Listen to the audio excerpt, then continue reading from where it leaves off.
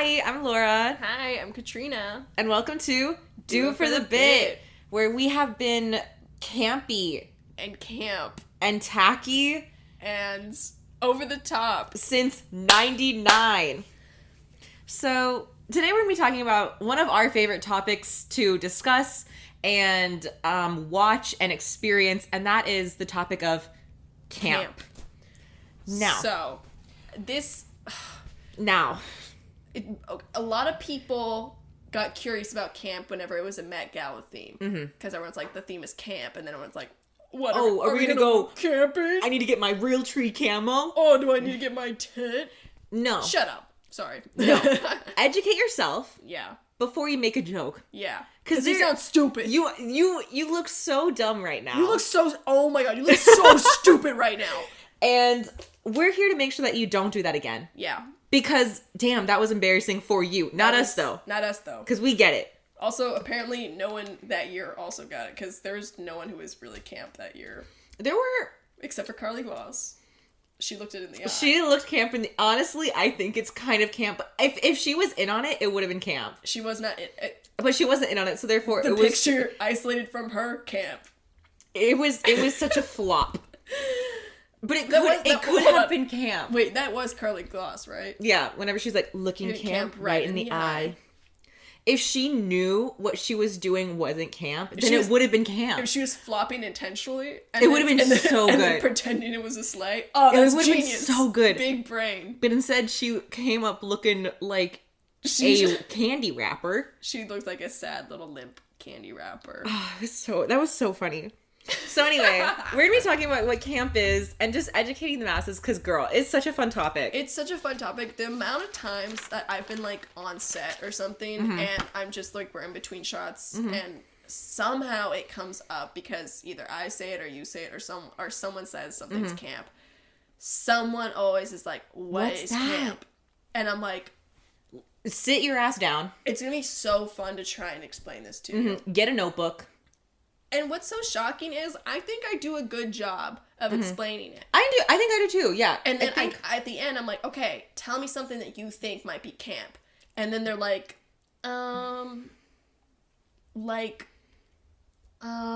is junior high camp? And I'm like, no. What do you mean by what? Clearly you don't know what you're talking about. Like, they're just pulling for straws. Yes, there's elements of junior high that are camp. But what are you talking about? Like, name a specific. Or they're like, camo? And I'm like, No. In certain circumstances, maybe. But not in general. It all depends on the context. Like, okay. There's so much context needed there's so much context needed for things to be camp. And sometimes something that starts out camp gets into the mainstream and then you lose that ironic sense because it's now accepted and no longer camp. It's mainstream. Camp. Yeah. So, which is like fine, whatever. Trends are trends, but there's a lot of layers to it. There's layers to it. I understand the confusion, but also I think I do a good job and people always they come away lost. No, I agree. I've tried to explain it before to people and it's like, and I usually start with, here's the thing. Yeah. If you get it, you get it. And if you don't, then you don't. I can lead a horse to water, but I cannot make it drink. Like, bless your heart. If you don't get it, then, like, there's nothing that I can do on God's green earth to make you understand. I can't give you a sense of irony. Buckle up, because class is in session, okay? This is a fun episode, but it's going to be, you're going to learn something today. Educational. So first. Okay. So we did some research for this episode because we know what we're talking about, but it's always good to have some, like, cited sources. So those are going to be in the episode description if you want to educate yourself some more. Yeah, we're going to leak some link. We're going to leak. We're going to leak some education. We're going to link some educational articles. I think we even found like a research paper. Yes. Like we went in for this academic journal about camp. Also, if in case you're wondering what Katrina and I are sipping on today, we are both sipping on a venti pink drink from Starbucks. Yes, a venti pink drink is like the new like embarrassing Frappuccino order. Oh, I don't care. Oh, exactly. But I mean, it's a little camp. It's only camp if you, with all sincerity, order a pinkity drinkity. Oh, yeah. Hi, sister. Can I have a pinkity drinkity? As much as I hate James Charles, like... Did slay that one. Like, thank you for putting the masses on it, because it's delicious. It is delicious. But also, like, I think what's so fun about James Charles is I think he's very camp, but as a concept, not a person, because he's not in on it. He's not in on it. He's not in on it. James Charles, everyone who knows it's camp. Yeah. But James Charles himself, not camp. No. Because he doesn't get it. He doesn't get it. Now that's a good example. That's a great example. I hope y'all took notes on that one. Sorry, we're getting a little ahead of ourselves. Let's get to the definition. Let's go to the definition. Wikipedia defines camp as an aesthetic style and sensibility that regards something as appealing because of its bad taste and ironic value. It can be seen as being playful and anti-serious and theatrical and exaggerated and artificial. Right. So lots of big words there. Lots of words that some of them, like, whenever you say, oh, it's a sensibility. Now, that's a bit of an abstract thing to say. Your average NPC, if you tell them, hey, this thing is a sensibility, they're gonna be like, why don't you, like, go fuck yourself? They're like, okay. And I totally understand that. Because it's not for everyone. Right. But if you want to get it, then you have to understand what a sensibility is. Well, that is camp. Camp, but also, like, it is good because it is so bad. That also can be a frustrating thing to try and understand, which is why we're here. Usually people are like, oh, this thing was bad, and therefore it is bad. Right. Which... That's not where it stops. In regards, some things, yes. Because some things are just bad because they are bad. But some things are so good because they are bad. Yeah. And the reason why they are good because they are bad, it's because they are the ones who are in on the joke. They are, it's an ironic like of something. You're like, oh, like, yes, this thing may not be very well made, but because it's so weird and out there and bad, it's therefore so good. Like a lot of cult classics. A lot of cult classics. Would be seen as campy. Like Rocky Horror Picture Show. It's indulgent. It's exaggerated, okay? It's so not... It's not a social, like, socially acceptable or normal because it is so over the top. It is too much a lot of the time. It's very in your face and it's very stylized. It wants you to notice everything that it's going on. Stylized is a great, because over the tops, I think, applies to a lot of it whenever you're talking about, like, more of the fashion and stuff. Yes. When you're talking about movies, I think stylized and camp, that really helps, because over the top sometimes doesn't apply. Example, like Twilight. Twilight is so camp. So fucking camp. That's so... Is it a good movie? Like, yes, but no. But no. But also yes. But also yes. Because it is camp. The blue tint. Blue tint. First of all, that's so exaggerated. So unnecessary. So anti-serious. Camp. Those, the swinging drone shots whenever he's, like, in the forest carrying her. Yeah. That's so camp. Why like, was that? Fully committing to showing how goofy his fast run was. Camp. Embraced. Like in a normal movie, showing that sped up, weird treadmill, super fast run, be like, oh, that doesn't look very good. That doesn't look very, like, impressive. That looks really silly. It looks really, like, bad. Bad. Oh. But if you leave it in intentionally... And you have the context of everything else around it. Everything is supporting this badness. And so, therefore, it's camp. It's camp and it's good. It's good. Twilight is one of the best movies, and it's so camp. So fucking camp. And you know what? All this... It is everything about that movie, too. Yeah. Because Kristen Stewart got a lot of flack for that. She was playing the character. She read the book. She knew the script. She knew exactly what everything called for. Because that character, she is weird, awkward. No substance. Horny little girl. Horny, plain girl. Yeah. It's awesome. She knew, and then she played it to a T. Edward was so, like, Robert Pattinson killed it. Because, like, that one scene, whenever she walks into the room, and he, like, covers his nose because, like, she smells good. Yeah. That's so camp. But, like, it looks like he thinks that she stinks. Like, so is that romantic? Like, is that, like, a good, like, romantic, like, oh, like, girls will love this? No. That's weird. Yeah. That's fucking weird. And but they went with it. But nothing about that was cool or romantic. No, but they pushed it. They really pushed it, and therefore it was really good. So fucking good. So camp, that's a good example. Another good example. So I guess let's go a little bit into like the history of camp. Yes. And we got this from a Time article, which will be linked. I don't remember what the title of the article was, but that's okay. It's linked. So the history. So it kind of started in like the 18th century as like slang in France with Louis the 14th. Very cool. And it's like just referencing sort of that. I believe it was kind of in with, I think it said like homosexual slang in France, but it was, you know, obviously France is known for its lavishness and indulgence, which is kind of adjacent to what this was talking about. The exaggeratedness of it all. Yeah. But it really, like, in the 1960s, Susan Sontag wrote an essay in the Parisian Review, I think, and it was called Notes on Camp, and it really helped define and solidify the modern camp aesthetic. Now, this girl didn't, like, invent it or anything. She wrote the essay. She didn't invent it, but she was the one who kind of, like, brought it back into, like, mainstream culture and let people know, like, hey, this is what this means. And everyone's like, okay. Very cool. Very cool. And so we can honestly like trace our roots of like what camp is now kind of to like queer culture and like specifically like Black queer culture. Yeah. That is like what like the modern, like that's like what a lot of like fashion, like campy fashion is based on. Yeah. Comes from, and some of the movies, like Rocky Horror and stuff, but like primarily for fashion, it was coming a lot from the drag scene. A lot from the drag scene. So Black queer culture really pushed the visuals of it, I would say. The visuals of camp. So that was like a brief history, yeah. But like, if you are still not quite getting it, one way that I've found that like some people kind of get it is like, okay, most adults understand when you say a movie is campy. Because they're like, oh, yeah, like this shitty movie from the 80s. Yeah. They describe it as campy. They get it. It's like a bad film. It's like silly. It's like whatever. Or like a slasher or something like that. Oh, yeah.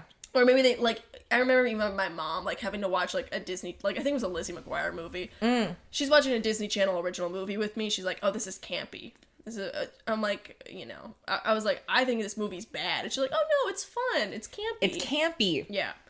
But then when it comes to the aesthetic, that's where people kind of fall off because I think everyone can enjoy a campy movie because they see themselves kind of in it. It's more silly. It's like it's just silly and bad. It's funny. And they're like, okay, you know, I can embrace this. I think the original aversions to the aesthetic is because it was seen as ugly or too much, or unfortunately, it's associated with queer culture, and they just think it's not right or something like drag culture and just like, oh, that's so. Why is she wearing all that? Or why? Yeah, like. That's why the aesthetic is kind of visually so difficult severed from like the movie word.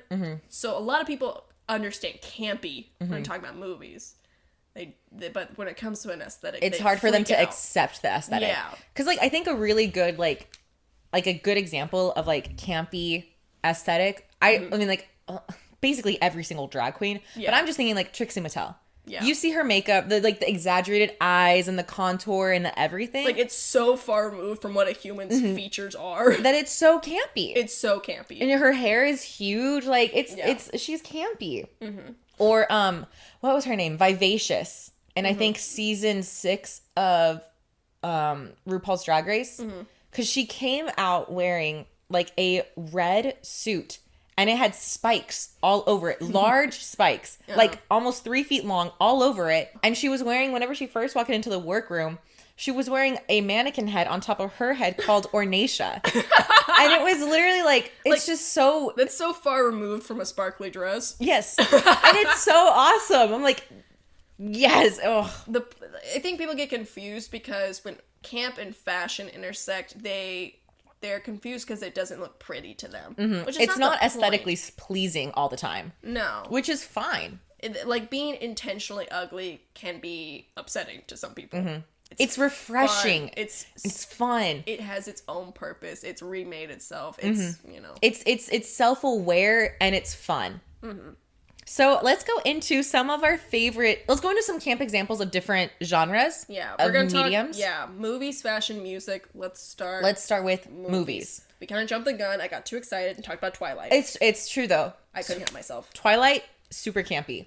You know, something I saw about Twilight is that they were upset that they did not keep... Well, they and me too and everyone else. They did not keep the blue tint of the first I'm very one upset about that. all the way through.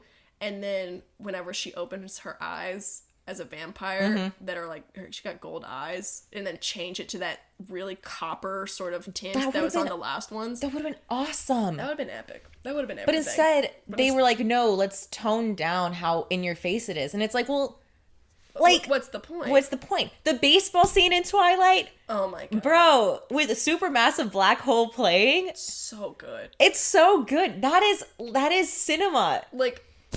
Like Alice, like the way she throws the ball. Oh, with the kick? With the straight kick with a pointed toe. First of all, makes no sense. That is actively like a bad form of baseball throwing. That is actively probably hindering your throw. However, it looks so slay. It works so well in the movie. It's so ridiculous. It's ridiculous. And it just really like plays up her like doll-like character. It's so... She's just like a little girl. She's a little girl. Alice is just like a little girl. She's killing it. She can like see the future or whatever, which is also camp. It's and whenever she like cuts her finger. Oh, in New Moon. Is it New Moon? The birthday scene? Was that in New Moon? Yeah. But didn't she get... No. Wait, I can't remember. No, I think it was in the first one. No, it has to be in the second one because she... Like, because that's whenever Edward leaves. He gets dumped in the forest. I don't want you. You're not good enough for me. Bye. That was crazy. That's camp.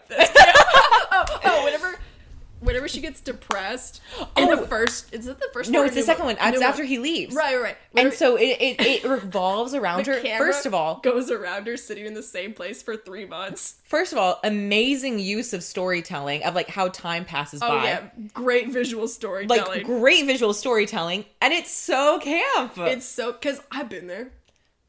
I've been montage of camera... Or not even montage, just I've been camera circling me for 3 months and I have not moved. And you're just looking out the window like, And I'm super bummed out. That's awesome.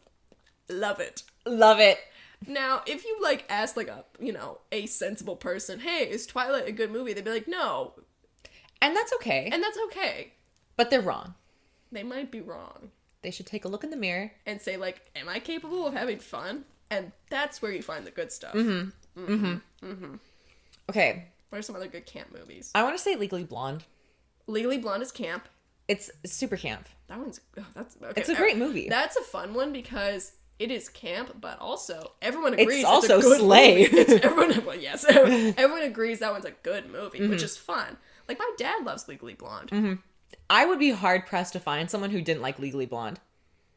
I never want to meet that person. They would hate me.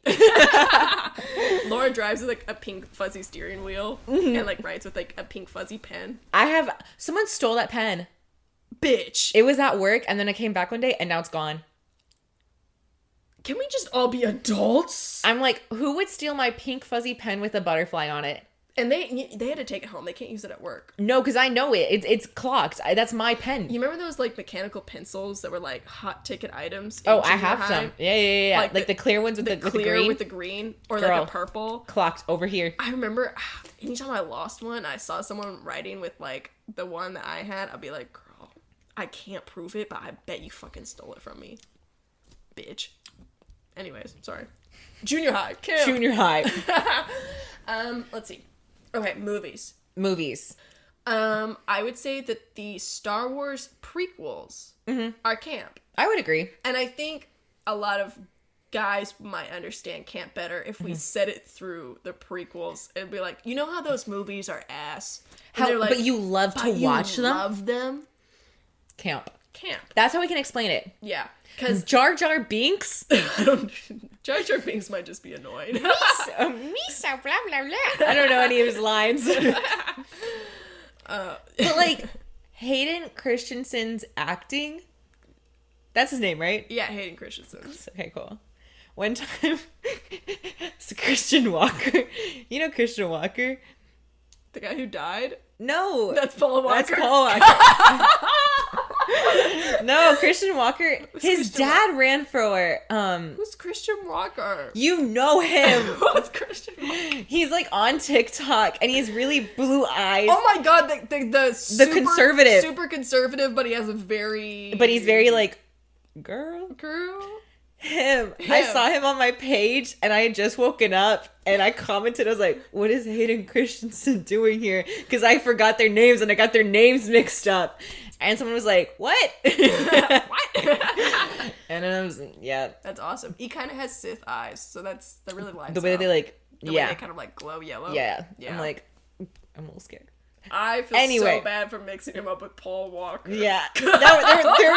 I mixed him up with someone else. You mixed him up with someone else. We messed up. Oh. Anyway. I'm not good with names or spelling. But I'm smart. 3 things to know about Katrina. Can't spell. Not good with names. Is smart. And fourth one, loves herself. I love myself. That's perfect. Yay! Okay, yeah, the prequels. So the dialogue is horrendous. Crazy. No one talks like that. So bad. This is where the fun begins. Like, come on. Wait, what's the one where he's like, I'm gonna do a barrel roll or something like that? No, I'm gonna try spinning. That's a good trick. Yes, that's awesome. In defense of that one, it is a child's dialogue, and writing dialogue for children is difficult. I don't care. It's camp. It is camp.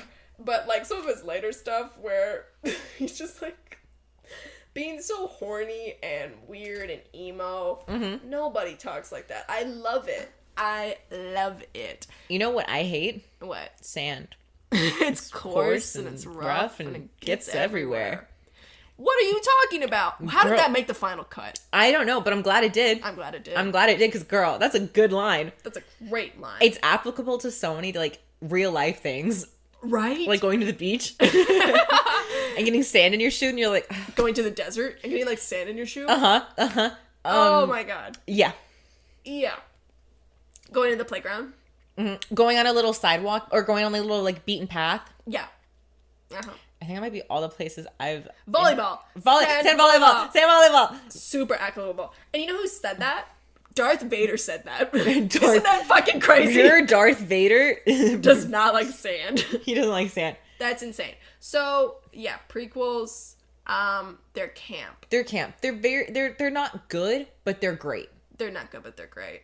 And I think that is, like, that little... People not quite understanding that is what made the prequels so stinky. Yeah. They were bad. Mm-hmm. Actually, that was just bad writing. I think it would have been crazy if they decided to make them like the prequels and make them camp. Everyone would be like, man, not this again. Stop doing this. Stop. But instead they just like tried to make serious movies and then they were bad. Those were awful. Yeah, see, that's the thing. Worst writing. Oh, yeah, okay. The sequels, the Disney sequels, they are bad. They're bad. They're not camp. They're just bad. They're not aware. They're not in on it. It's not an ironic, like, okay, like, we're bad, but, like, we're funny. It's just genuinely very bad writing. Horrible writing.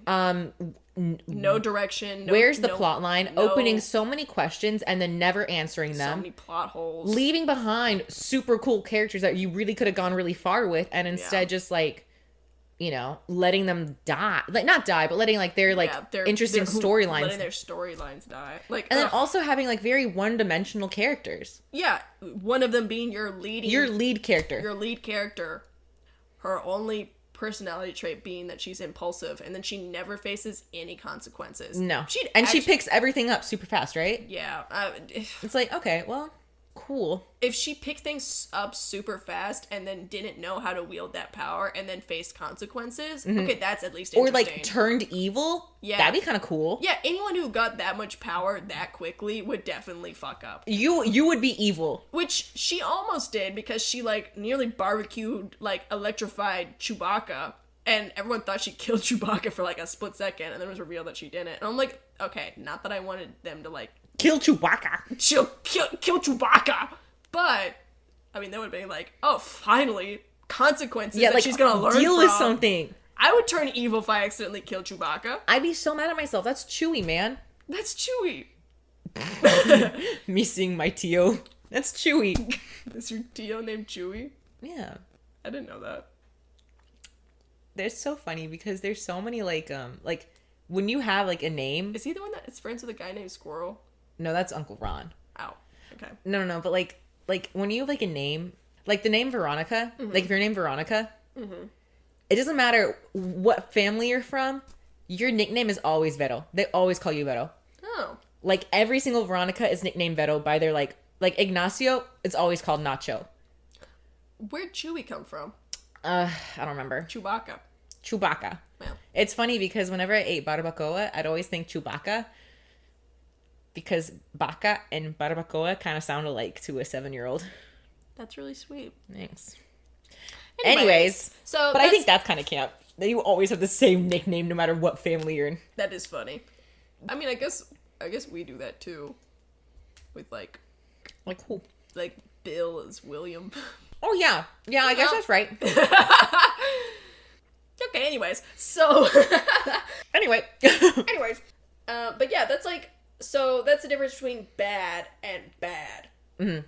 And how one thing can be bad and camp, and how one thing can be bad and just bad quality. And just awful. Like, here's another thing that's bad versus camp. Matrix 1. Yeah. So camp. So fantastically camp. The slow-mo scenes, the fight scenes, the green lighting. The outfits. Like, the outfits. The camera angles. Whenever Carrie Moss's character is holding the gun right near the camera, and she goes, dodge this. Camp. It's so stylized. It's so exaggerated. So it's beautiful. Stylized. It's beautiful. Matrix Resurrection? Whatever the fourth one? The fourth one.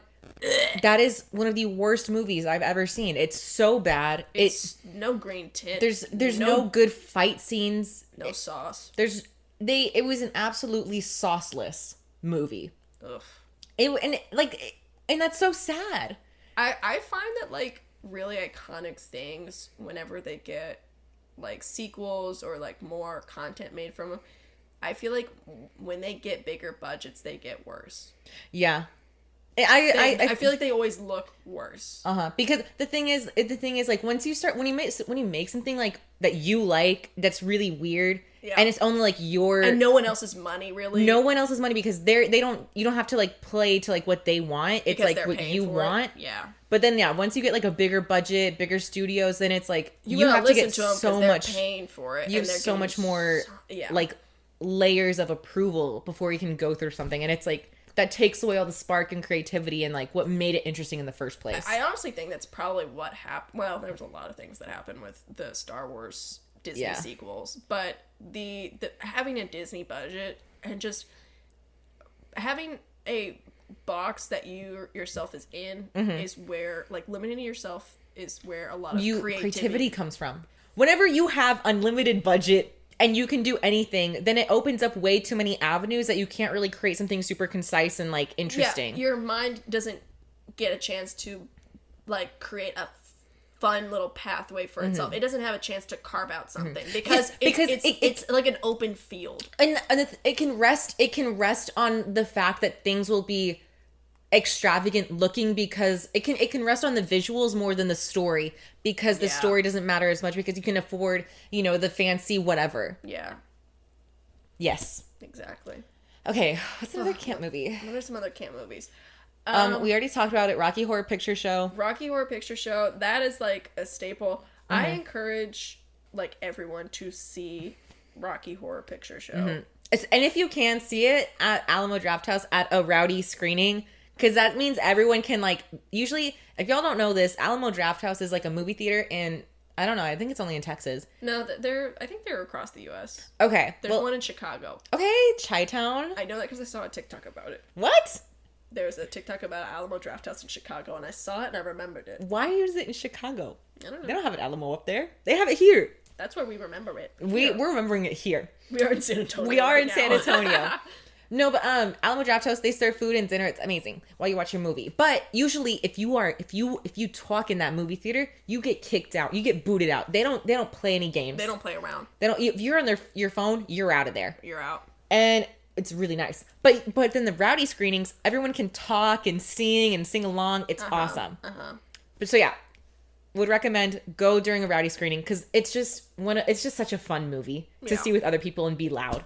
And there's a lot of like in jokes that you're supposed to shout different things at different points. It's like so rebellious to be so fucking indulgent and ridiculous. It's so ridiculous. So freeing to be so nonsensical. It's great. It's great. It's great. Okay. I feel like we talked enough about movies. Oh, one more thing that I want to say that's pretty campy that a lot of like film bros probably won't like is that Quentin Tarantino is very camp. Yeah. It's like the people talk about Quentin Tarantino movies so seriously, and I'm like, it's not serious though. Like it's wonderfully bad. He is a very stylized director. Like it's like very like it's very exaggerated. Yeah. Like he made like it's so camp. It's like a sometimes offensive, but usually not meaning to be offensive. Like an inoffensive caricature of something else. Everything is this exaggerated version of something else. It lives in a world where everything's just amped up, just multiple degrees. And that's what makes it so distinct is because like all the fight scenes are super bloody and super in your face. And they're super unrealistic. I mean, there's just blood spurting everywhere. everywhere. Which is so campy. It's very campy. It is dialed up. It's stylized. It's like, it's kind of ironic. But what's I think is interesting is when I hate to pull this card, but I think the evidence backs it up. When a white man makes something camp, and everyone enjoys it, it's celebrated. It is not looked down upon.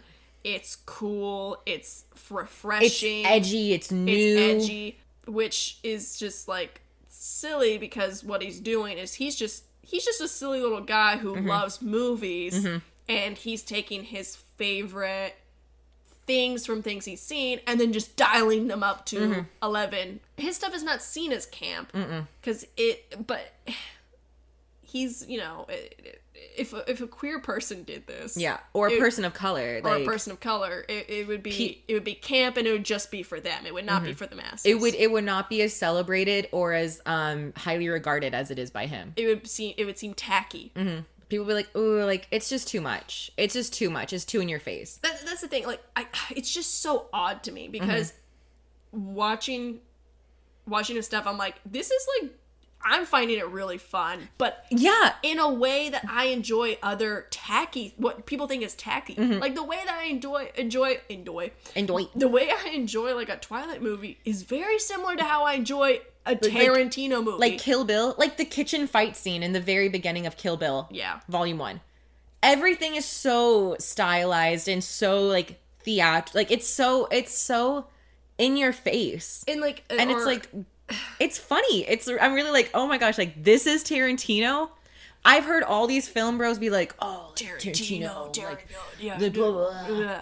And I saw it, I was like, this is what y'all are talking about. This is so tacky and slay and funny. It's fun. It's so slay. It's so fun. So I just find that to be frustrating at times because it's like, why is your stuff so much highly regarded more than other people's? Your stuff gets like Oscar noms, but Twilight, directed by Catherine Hardwicke, a lady from a book generally enjoyed by young women.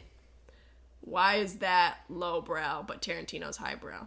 What's the difference here? To me, whenever I watch them, I enjoy them, and it comes from the same place in my heart. I'm like, this is tacky and ridiculous. Yay! I'm having so much fun. I'm having fun and indulging myself in this. So I think that is an interesting part of camp. Yes. It truly, like... It depends on who's doing it. How much people respond to it and how well it's, like, received. It truly depends on... where it's coming from. Who made it. Which is very frustrating. I'm not saying people shouldn't enjoy a Tarantino film. No, because you shouldn't. They're very fun. They're very good. He's a good filmmaker. But it should not be such a crazy statement to say the way I enjoy a Twilight film is the same way I enjoy a Tarantino film. That's a bold statement, but I completely agree. Like, okay, another example. You haven't seen RRR, right? No, I want to, though. Okay.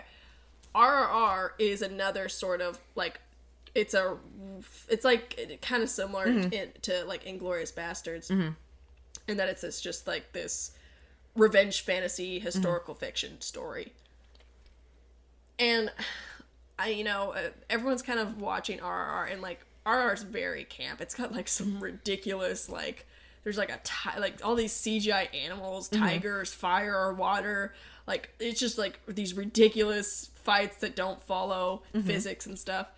But the way I enjoyed RR is the same exact way I enjoyed Inglourious Bastards. And I think that would, like, annoy people. Oh, yeah, Because they're like, no, that's just like a campy, like, Bollywood movie full of, like, really extreme, ridiculous fights. I'm like, okay, but it is also, like, it's this rewritten history, like, historical fiction, really indulgent revenge fantasy movie.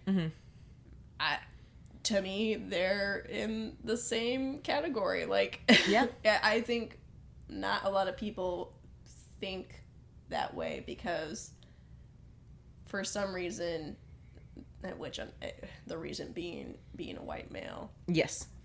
A very passionate and talented white male, no doubt. But one is set apart and celebrated, and it's like highbrow and these creative references, but they're stylized and aesthetic, and it just makes me a little sad. I like camp in all its forms, and from everyone, and from any corner of the planet, for from real, any community. Yes, but they're not treated the same. No, based on where they came from, whether that be indulgent Twilight vampire movies or, Bollywood with some questionable graphic. Yeah. One more like TV movie that I want to talk about. No, it's not a movie. But like one more like storytelling medium. One more storytelling medium that I want to talk about that a lot of people will probably not agree with, and I don't care. It's Breaking Bad. It's totally camp. Well, okay, not all of Breaking Bad. Not all of Breaking Bad is camp. But Breaking Bad does a lot of camp. It has a lot of camp, like elements. Like a lot of the shots are super stylized and weird and like wacky.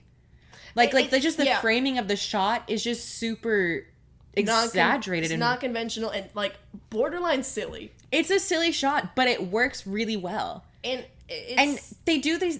I just remember the opening that had the song playing Negro y Azul, the Ballad of Heisenberg. They had like a band just play this song that they made for Heisenberg, and it was just like a cold open. It was a cold open. They played the whole song for 3 minutes, and all the shots were super weird, and they were edited really weird, and it was like, I just remember I was like, what is going on? It's just this like super. It's super campy. Yeah, like it's a lot of the shots and dialogue. Yeah, I'm Skylar White. Yo, my husband is Walter White. Yo, come on. Well, maybe that one's just like humor, but Jesse, it's campy. Jesse as a character he's campy. He's ridiculous. There's not the whole show is not camp, but there are definitely a lot of elements. Saul Goodman. Camp. It's where it's like this is very campy. I've seen some shots from Better Call Saul. I haven't finished Breaking Bad yet, and I haven't seen Better Call Saul. But I've seen some shots from Better Call Saul, and I'm like, y'all hit the slay button. Y'all are so silly with your shots. You are not like people people might think it's like an insult to say some stuff in Breaking Bad is camp. But I think it's not. It's not. And we're not saying it because I know part of the definition of camp is something being bad. I think, but in a sense, but we're not saying parts of Breaking Bad are intentionally bad. We're saying parts of Breaking Bad are indulgent and non-conventional. And very intentionally stylized a certain way. Yeah. Where it makes you notice it.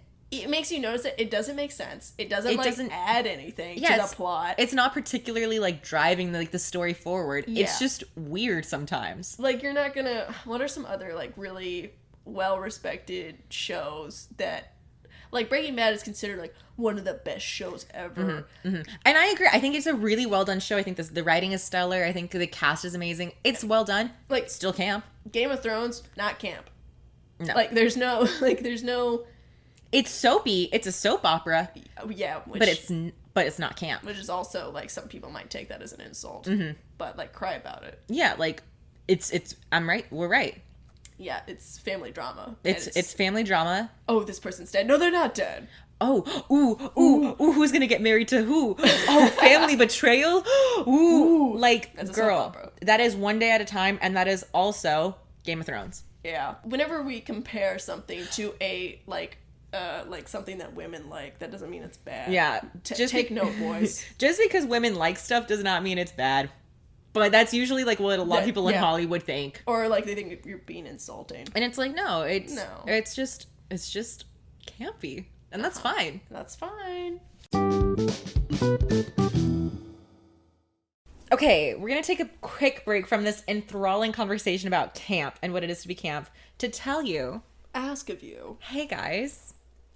I hope you're doing good. I hope you're doing good. Please rate this podcast on whatever platform you're listening to us on. Preferably a 5-star. And write a little review if you could. Maybe. And then also... send this podcast to your friends. And your enemies. Your family. Your lovers. And your fighters. And your haters. Yeah. We would really, really appreciate it. And it would just really help the podcast. And then if you have any questions, comments, you want to tell us what you think is camp, or you just have, like, a topic request. Or you just want to, like, talk to us. Yeah. We'll chat back. Follow us on Do It For The Bit podcast on Instagram. All right, let's get back into it. Slay.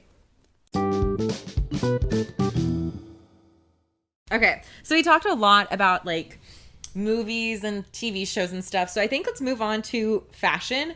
And I think this will also lend itself over to music as well, just because usually, like, a lot of, like, campy... a lot of music people, they indulge in... So like, yeah. campy fashion. So, yeah. Let's think, like, celebrities right now, or just celebrities in general that had, like, very, like, camp fashion. I think one that very obviously comes to mind, Lady Gaga. Right. I think it's interesting talking to people, like, older people, they don't understand camp. They're like, oh, that's ugly, that's tacky. And I'm like, okay, well, did you think Freddie Mercury was cool? And they're like, yeah, Freddie Mercury was awesome. I'm like, okay. What? Think. You're almost there. Did you think Prince was cool? And they're like, yeah, Prince was so cool. And it's like, okay. Think. Brain blast! Brain blast! Camp. Like, if you... Okay, Prince, Kiss. Yes. There is no, like, yes, Kiss Me. They make rock, right? Yeah, well, yeah. They basically made, like, pop music. But, yes, they... But either way, like... They stuck their tongues out, put on full face paint, and wore platform boots. That's so camp. Slay the boots, house down, mamas. Houston, I am deceased. Like... Now, personally, this is probably not cool to say. I think the Beatles are camp. Those guys are just silly. They're not in on it, but I think that just as a concept, I'm like, why are these 4 ugly dudes from England so fucking famous? Have such a like a chokehold on American culture, on everything. I'm like, I never got the Beatles. Their music's nice. The things I've listened to, I'm like, okay, yeah, this is nice. I understand how this, like, influenced and changed things. Yada yada yada. Yeah. Elvis is camp. Elvis is super camp. Flamboyant, camp. Exaggerated. Like if you saw just a man walking down the street in a cape and costume and, like, spray paint black hair and ridiculous sideburns, and you didn't have context of, like, Elvis, you'd be like, man, that guy has a fugly outfit on. Yeah, you're like, really, what are you wearing? What are you wearing? That doesn't make any sense. But you know, it compels me though. Doesn't make any damn sense. Compels me though. Elton John, camp. I was about to but say. He's actually part of queer culture. Yeah. So people get that. But Daniel Craig in Glass Onion, camp. Daniel Craig in Knives Out, camp. Like, that's so camp. Like...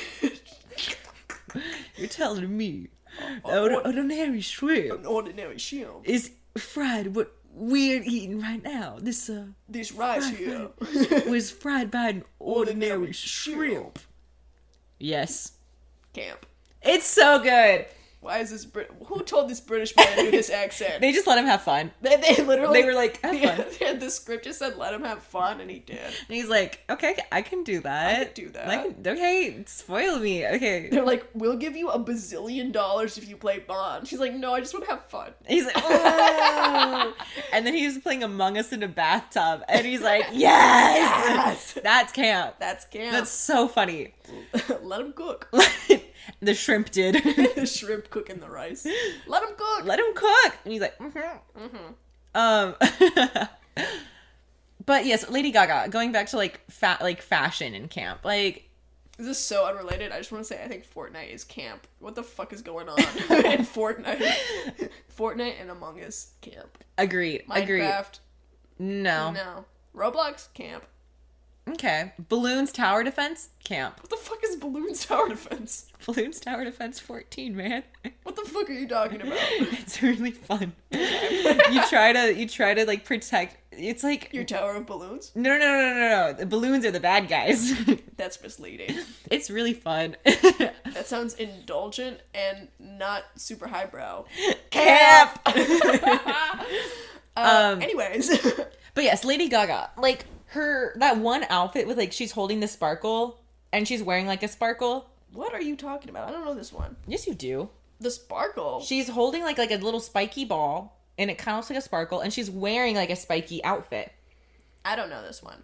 I mean, I might whenever you pull it up. Spiky Lady some of the other Gaga. ones, when she showed up to, I think it was the Grammys in an egg. Camp. That's so camp. Whenever she wore meat as a dress. Gross, but also camp. But very camp. Now, one of the people go back and forth. When I say people, I mean like the media go back and forth on whether or not they like Katy Perry, and I think we've all just been kind of like ungrateful bitches to Katy Perry. Like, leave her alone. I think she's so genuinely, like, she's not putting on a show. This is not what I was thinking of. Oh, I love that one. But this one is very camp. Yes. Well, she's wearing a spike outfit. She looks like a sea urchin made out of like Mylar. This is what I was thinking of. Spiky, she's holding a little spiky ball. And her hair's like a sort of like a urine yellow color. Yes. I do remember that one now. Yes. We besties, follow us on Do It For The Bit podcast on Instagram. We'll be posting some examples of camp and some visuals of what we're showing each other. If y'all want to see it too, which I know y'all do, go follow us there. Okay, thank you very much. Thank you. Back to our conversation. At Do It For The Bit podcast. Do It For The Bit podcast. On Instagram. And on Pinterest. Yeah. We do have a Pinterest at Do It For The Bit. I Do It For The Bit. And we're going to throw up a camp Pinterest board. Anyways, Lady Gaga. Okay, no, Katy Perry. People, she cut her hair blonde, short, and then everyone was hating on her, saying she was like lame and stuff. And then you go through her discography, and then you like look at her Super Bowl halftime performance, and then you look at her Vegas residency show, and you see pictures from that. Honestly, like, she is super camp. Maybe not her like fashion per se, but her music video. The firework music video, whenever she has like fireworks coming out of her boobs. Her boobs? The California girls, whenever she's wearing like the spray. The spray, the whipped cream boobs. Boobs? Wow. That's camp. That's awesome. Wasn't there one where she got like all militaried up? Yeah. This part of me. Why'd she do that? I don't know. Camp though. Super camp. I know that probably pissed some people off. Yeah, I think it's kind of funny. I will say, I think military culture is camp, but like they're not in on it. From an outside, I'm like, this is so silly. And Disney adults. Yeah, they don't know. But from an outside, I'm like, that is indulgent and like bad. It's very exaggerated. But I love how happy you are. Like, I'm glad that like something in the world brings you this much joy. I'm sorry it costs so much money. I don't understand it. I don't understand it. But there have been times where I've like I've considered just letting myself go and becoming a Disney adult. I've thought about it. I'm gonna be honest, if you do that, I'm saving you. You're gonna pull me out of it? I'm gonna pull you out of it, or I'm gonna join you. It can't be one-sided. That's the thing. That's not a one-sided relationship. No. You both gotta be in the deep end, or none of y'all are in there. Exactly. There's no lukewarm in that situation. No, you can't just, like, be beside that. I can't just be like, oh, yeah, my bestie's going to Disneyland for the 5th time this week. I can't do that to you. It would either be like, oh, we're gonna go do something else, or hey, me and my bestie are gonna go to Disneyland for the 5th time this week. This week. That's the thing.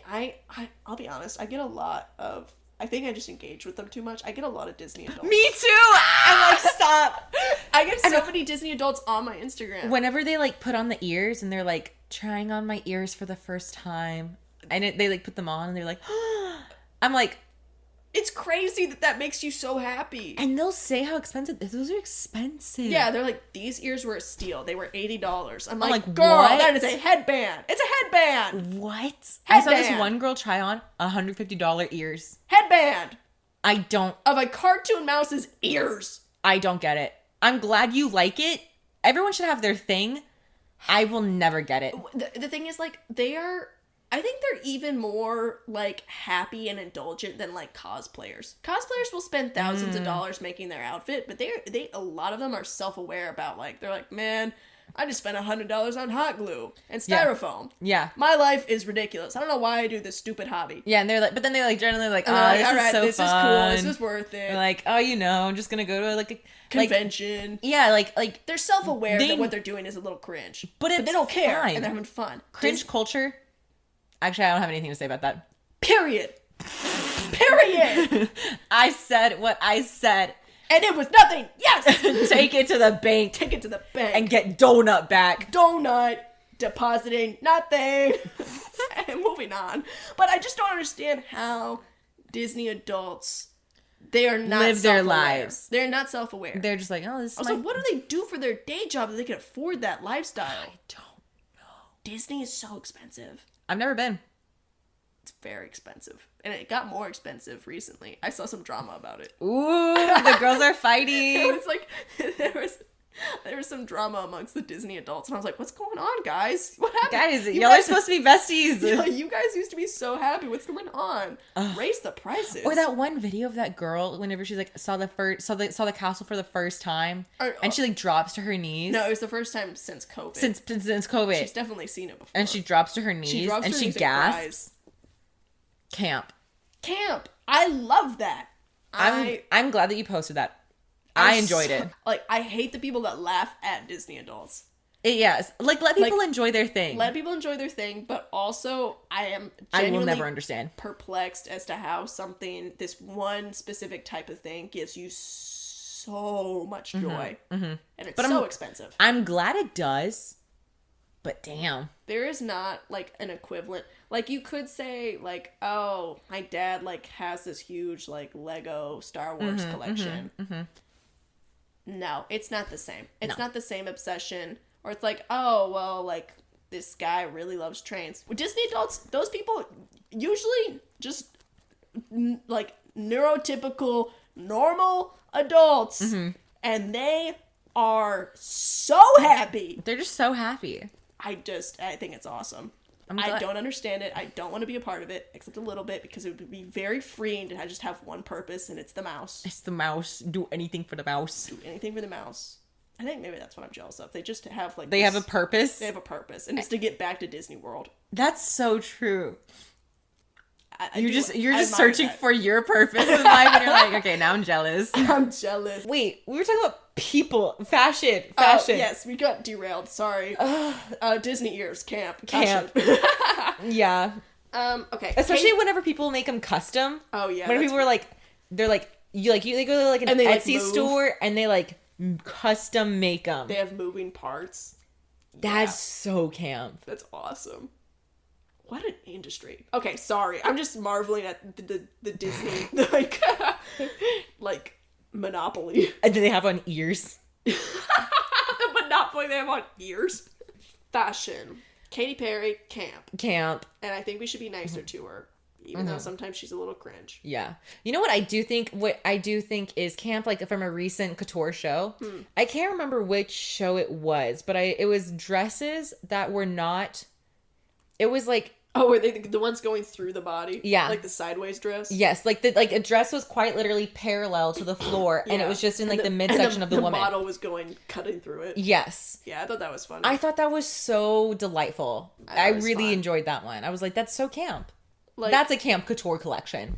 I also think camp is just a very... It makes me, like, enjoy the just general human experience a little bit more. Because, like... I feel like camp is what separates humans from animals, because it is so layered. Layered. Like, yes, maybe a monkey can start using thumbs, but he does not understand irony. He would not get satire, okay? He would not get it, okay? He would not understand. He would just be like, give me orange, me eat orange, give me eat. You orange, you give me... Eat you. Eat you. And that's not camp. That's Nim Chimpsky. Sorry, Nim. Nim Chimpsky. But yeah, I just, like, doing something so impractical, like, putting lots of effort into doing something that is not enjoyed by the masses. That's such an impractical instinct.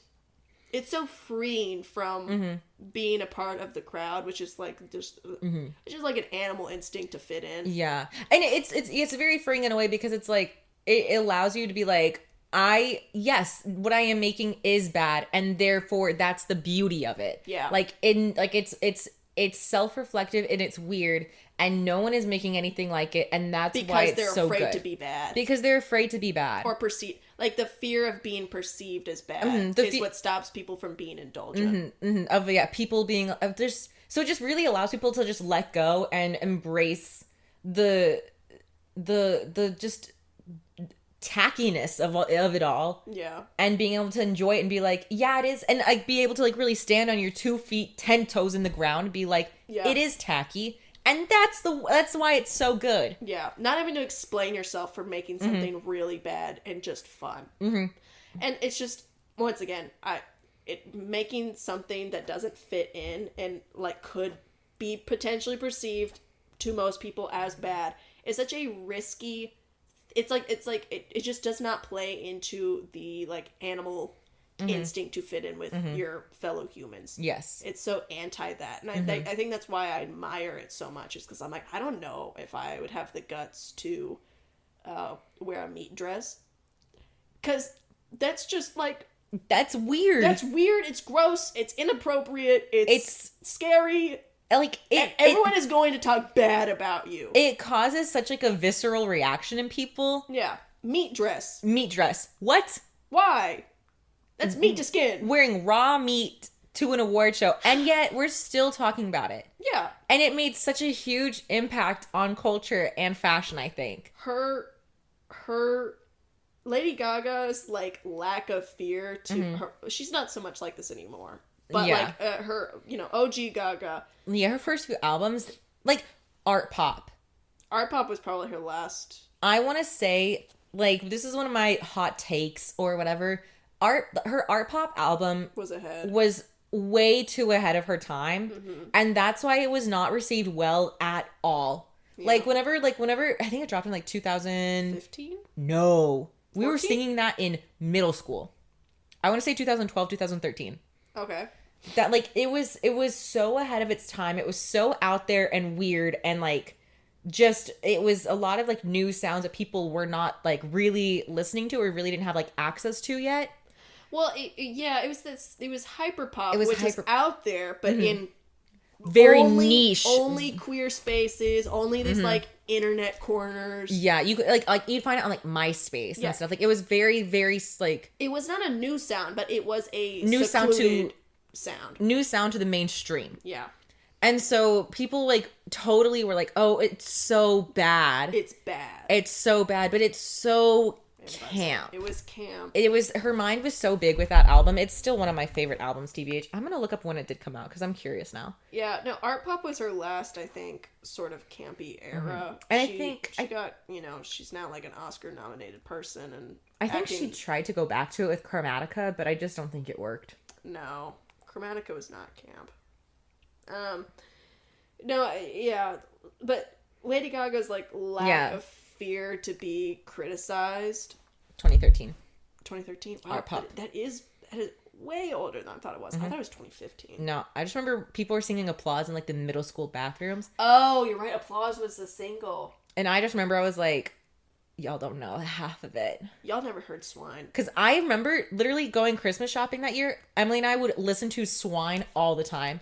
Like that, like Swine, Venus, GUI, Manicure, Mary Jane Holland, Donatella. And wait, no. I think Venus was my favorite. Venus, come on. Aura, I mean, it's so good. I'm going to listen to that tonight. I love that album. I mean, but yeah, like those, they were, queer music is now not very mainstream. It is in the mainstream. It's now slowly coming into it, little by little. Like, yeah. But back in 2013, it was. People were like, this sounds bad and tacky. Yeah. It's not, though. They're like, it hurts my ears. Like, girl, grow up. It's like so electronic. So, but I mean, hyperpop, hyperpop. People love hyperpop now. And poor Gaga, ahead of her time. She was just way too ahead of her time. But if you've never listened to art pop, or you listened to it when you were 13 years old, you probably didn't like it. Listen to it again, because it truly is like such a beautiful, artful album. Yeah. And I will take that to the bank. And you know what I will get? Lots of money, because I'm right. No donuts. Priceless. Many donuts. So many zeros. Now, another person who makes, I would say, like, kind of campy music. Her music's pretty mainstream. I mean, whenever she started, it was Bitch I'm a Cow. Bitch I'm a Cow. Which is, come on. I don't know, kind of camp, yeah. Yeah. But she's just a pop girly. Her looks definitely... Yes. Doja Cat. Doja Cat is what we have now that Miss Gaga has sort of retired from the extreme camp fashion sort of thing. Doja Cat she's got this like sense of, now Gaga approached camp fashion with a very, very serious nature. She was very serious about how ridiculous she was being. Yes. Doja Cat is just a ironic and funny person. She's coming at it more from a humor sort of angle. Yeah, humorous angle. Which I think is lovely. You don't... Either way, it's you fantastic. win. You get great, fun looks. I'm enjoying both of it. Yeah. I find that not a lot of, like, celebrities that are, like, in music and stuff, most of them are not very funny people. No. I can only, like, I think, like, Lil Nas X and Doja Cat. I think Maddie Healy's pretty funny. Okay. Which, that's the other thing. Maddie Healy is, like, a ridiculous, like, twat, but he's self-aware of it. So, he either gets away or is intentionally doing all this to get attention. So, you know. But, I digress. Now, okay. Do you think Harry Styles is camp? I say no. No. He's not. He wears ugly outfits. Yes. But the buck stops there. But the thing is, I don't even think all of his... the buck stops here. No, I think, like, even though, like, his outfits are a little more, like, pushing the edge of, like, fashion, I don't think they're necessarily ugly. Oh, I think a lot of them are pretty ugly. Some of those... I like them. The polka dot jumpsuits, put them away. They are not doing anything for you, sir. But I think he gets away with it because he's a conventionally attractive, like, white cis male. Yeah. And... the thing is also, he is trying desperately to do what his forefathers, his camp forefathers, his camp British forefathers have done before him. I'm talking, you know, Mercury, Bowie. Yeah. Elton John. Like, they were doing the damn thing and taking that heat, taking that criticism. Yeah. Harry is it feels like he's trying to be that, but I just don't care. It's too tame. It's tame. It's way too tame. Boring.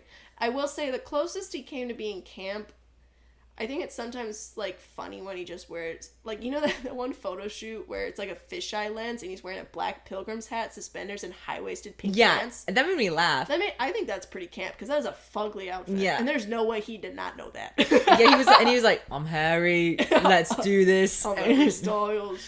You know what I liked about that photo shoot is it felt like a real photo shoot. Oh my gosh. It felt like a real photo shoot. I think part of it is I know he's been in entertainment and media since he was 15. But I think... So he's not ironic enough. Yeah, but I think whenever, like, you've been in it for so long, I feel like it would kind of urge you to say something of your own volition. You know what I mean? Yeah. And dress... Like, even though he dresses the way he wants to dress, it's still not punchy enough or groundbreaking enough because it's just too tame. It feels okay. Maybe it's that he's so attractive. He knows nothing he wears will ever look bad. Yeah, that's just not fun. And the thing is, it has to be bad. It's so bad that it's good. Yeah, I want him to truly show out at a show and really look ugly. Mm-hmm. I think, and then finally we can get somewhere. And finally we can have some fun. Like Billy Porter's outfits that. I mean, like, he's worn. Yeah. That big old dress, you know what I'm talking about? Okay, that one was beautiful. That was beautiful. The little sombrero hat that, like, had shades that retracted. That's hilarious. That's amazing. Like, it's so self-aware. Like, if it would make a dad on Facebook mad, it's probably good. Exactly. It's like it's like whenever, like, you go into, like a Mexican restaurant, if, like, your white dad would be scared to go in there, and you're like, okay, good. It's gonna be good. This is gonna be good. And that's how it is with fashion as well. With campy fashion. They're like, oh, I don't like that. If this would make my dad kind of uncomfortable, then I'm like, that's good. Good. We're pushing something. I'm glad we're feeling things. We're feeling things. Art is meant to make you feel. Mm-hmm. It's like, if you... Harry Styles... doesn't make me feel anything. No. I'm just like, okay. If he were like... If he like... I don't know. I can't even think of something ugly that he could wear that would... No. If you wore a mask or something for like an entire show and covered his face, that'd be interesting. That'd be like a Sia wig. That would be so funny because he's relying on his cute little white male form. Mm-hmm. I think it'd be great if he showed out at a show just ugly as sin. And that would be so fun. But then everyone in the thing is like, huh, and it's like, okay, good. Let's let the work begin, you know? Yeah. You can't just show up in your normal, like, bad outfit. Yeah, and your sequined, just, like, jumpsuit, whatever. Okay, because, like, some of his, like, suits and stuff, like, whenever he did his, like, first tour and it was all Gucci suits, like, I thought those were actually just very beautiful stage outfits. I was like, this is very nice. That's not camp. It's whenever nice. Whenever he wore, whenever he went to Austin, he wore, like, the burnt orange, like, fringe suit. That wasn't camp. That was just a beautiful suit. He looks nice. I like Western wear. Showing something so ugly or so, like... Divorce, babes. Divorce. So mundane. Like, so just, like...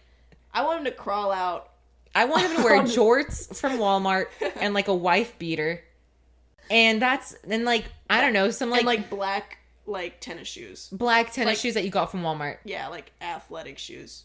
I would like that. It's just, like, something... With, like, white... crew like the crew socks. Yeah. Ooh, that'd be interesting. With the middle part and transition glasses. Ooh no. But then if you put on, I was about to say, if you put on like the like those like hunting glasses. The with the rainbow reflective. Yeah, like the fishing glasses. Yeah, that'd be fun. That'd be really interesting. Fun. That'd be interesting. I don't know. I think we're adding too many accessories. He's already getting cool looking again. We gotta dial it back. Just like 3 items, 4 items: wife beater, jorts, boots, or sneakers. No, not jorts. Jorts are hot. I'm thinking like tan cargo shorts, like those cargo shorts with lots of pockets. I love cargo shorts. Try again. No. Those the shorts that Zach Bagans wears on Ghost Adventures, where they're like what foos wear. Come on, man. Where they're like pants, but they're shorts. Oh, what foos wear. You want to put Harry Styles on co-watch? Yes. I'd be like, no camera cut. Come on, man.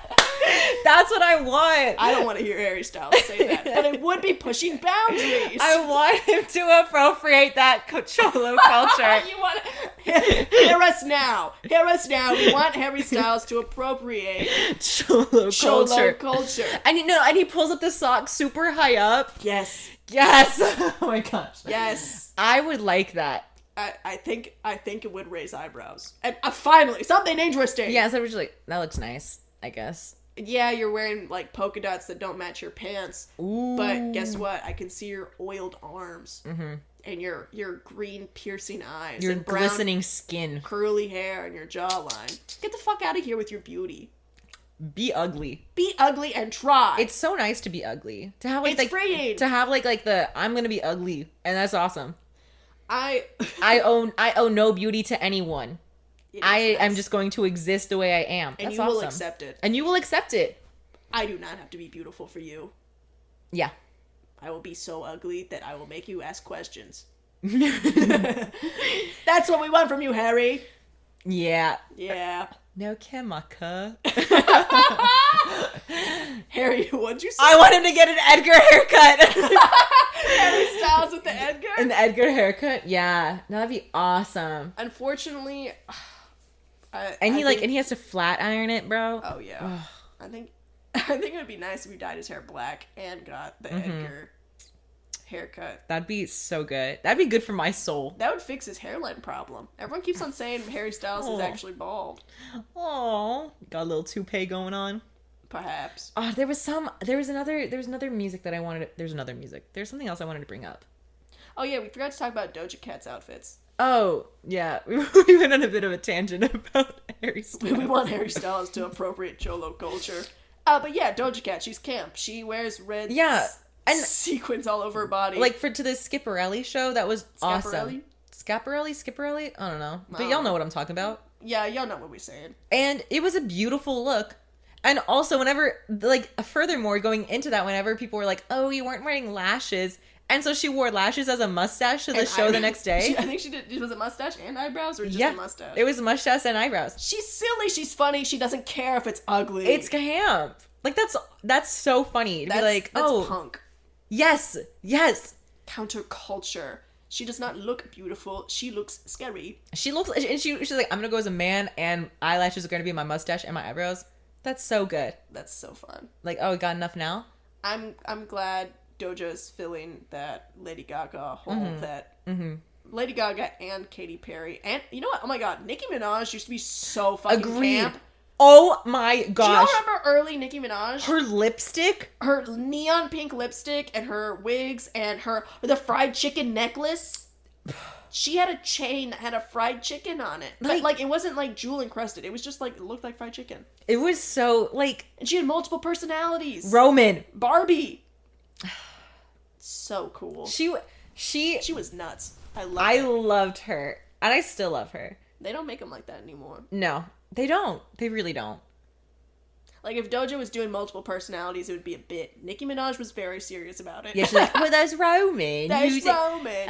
I remember, on some talk show, she was going through, the characters, and I was like, okay. She's like, Roman says what I want to say, but I can't say it because I... And I'm like, okay, all right. There's Barbie. But yeah, I mean, I guess a lot of musicians... Oh, Lil Nas X is pretty camp. Yeah. I think his attempt at the blood shoes, the blood dropped Nike shoes, kind of like a counterculture sort of camp attempt, did not land, because I think it stopped right before bad and camp. It just stopped it right at bad, and everyone was kind of like, dude, this is gross and odd. And he was like, okay. But yeah, camp. Being ugly for the sake of it and enjoying it because that's how it is. We love it. We love it. Just like we love you guys. Mwah! I hope that y'all have come away with a better understanding of what it is to be camp. Or if you already knew and you just enjoyed this conversation with us and we're like, OMG, yes, I think the same thing. That's cool too. If y'all could please rate this episode 5 stars, it would really, really help us on whatever listening platform you're listening to it on. Oh, period. Donut. And then if you could also send this to whoever you think needs a little bit of education on what it is to be camp. You know what? Send this to Harry Styles. Send it to Harry. He needs to know. Harry. I'm Harry. Do the. No chemical. Oh. That'd be awesome. But yeah, if y'all could just share it and review it, it would really, really help us. And if y'all want some visuals on what it is to be camp, or if you just want to tell us what you think is camp, Or ask, hey, is this camp? We will personally respond to every single person, and we will tell you yes or no if it is camp. Follow us on Do It For The Bit. Do It For The Bit podcast on Instagram. Check out our Pinterest. And we will see you next Tuesday. Also, if there's another topic that you want us to chit-chat about. Oh, yeah, please. Let us know, because we got a lot of opinions. And we like talking. We love chit-chatting. All right. All right. Bye, guys. Have a good one. Mwah.